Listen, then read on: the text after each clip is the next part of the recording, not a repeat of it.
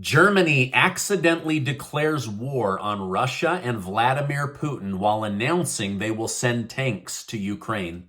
Sudden deaths are mysteriously up 21% in the United Kingdom, and medical authorities are calling for an emergency investigation, plus much, much more. Thank you so much for liking and sharing these videos. It really helps me out. Let's go ahead and jump into today's news. Germany has led the front in announcing that they will provide Leopard 2 battle tanks to the country of Ukraine. Ukraine's foreign minister, Kuleba, stated, "So the tank coalition is formed. Everyone who doubted this could ever happen sees now. For Ukraine and partners, impossible is nothing. I call on all new partners that have Leopard 2 tanks in service to join the coalition and provide as many of them as possible. They are free now." So basically he's saying, listen, follow the lead of Germany and get us these battle tanks. The United States likely allowed Germany to make the announcement first in order to take blame from Putin off of the United States. These new donations come after Ukrainian President Zelensky warned that they have intel that the Russian Federation army is about to increase their aggression against Ukraine. Now, in some breaking news, Russia's ambassador to Germany has just condemned the approval of tanks, calling it an extremely dangerous escalation towards war. He stated, "It destroys the remnant of mutual trust, bringing irreparable damage to an already poor Russian-German relations, and casts doubt on the possibility of their normalization in the foreseeable future." Germany actually fought Russia during World War II, so their relationship is already tenuous and not the strongest at this announcement. Now, with both sides adding more fuel to the fire, I believe things are about to get much, much more serious. We may even see Putin ordering a cut to Germany and Germany's allies with cheap energy as a way of punishing them for escalating the war. Now, it appears I was right because Germany's foreign minister, Annalena Baerbock, has just accidentally declared war on Russia publicly. The media is going crazy about this. Now, during a debate in the Council of Europe, she stated, "Yes, we have to do more to defend Ukraine. Yes, we have to do more also on tanks. But the most important and crucial part is that we do it together and that we don't do the blame game in Europe, because we are fighting a war against Russia and not against each other. We are fighting a war against Russia," she said in front of cameras. Now, immediately after this, Russia's foreign ministry released a statement saying, "We are talking about a war against Russia that was planned in advance. Don't say later that we didn't warn you." So basically, Russia is saying, we noticed that you said that you are at war with Russia, and we're going to decide how to react to that. But we've warned you, Germany, about getting involved.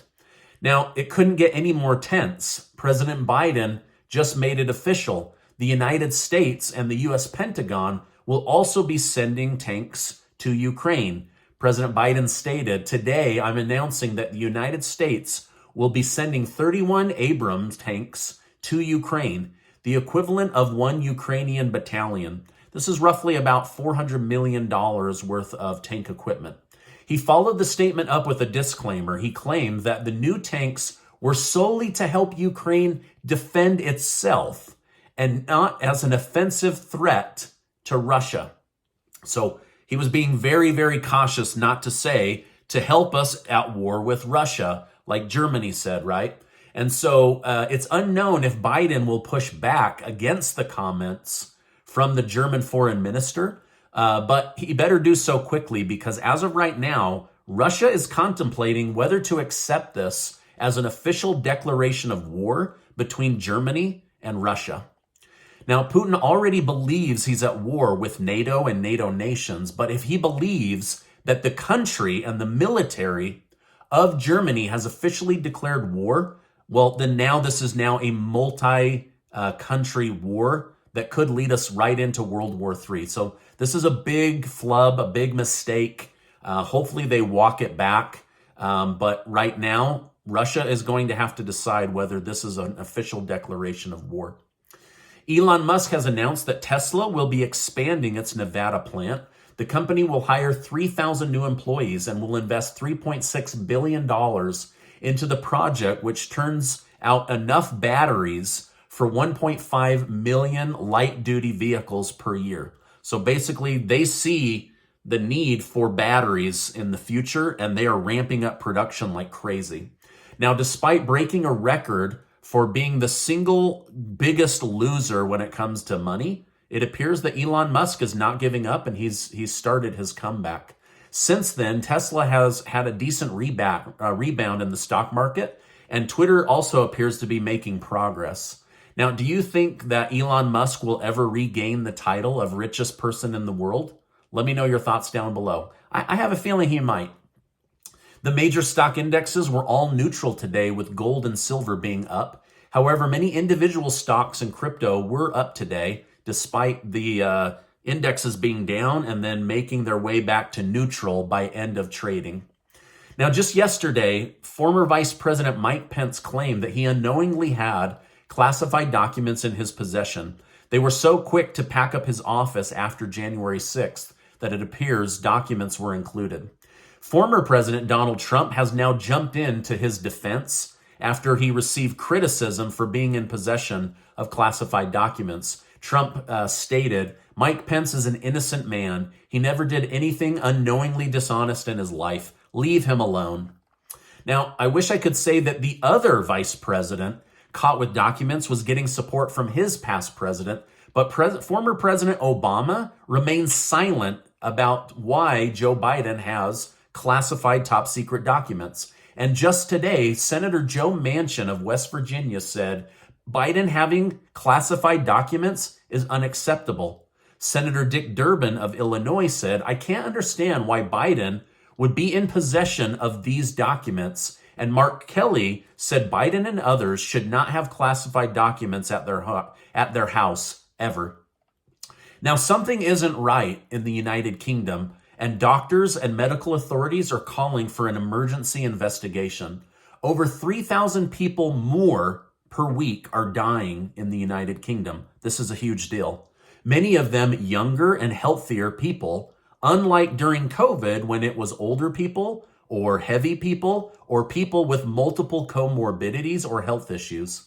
The United Kingdom is seeing a massive spike in sudden deaths and can't figure out what is the cause. Deaths are 14 to 21% higher per week, depending on the week. And according to new data, ambulance calls are through the roof. So basically, ambulances can't keep up. The funeral homes are struggling. They're trying to figure out why are deaths up so high on a weekly basis in the United Kingdom. I don't know what it could be. I really don't, right? Now, it does make you wonder, is this just happening in the United Kingdom? Is this happening right here in the United States?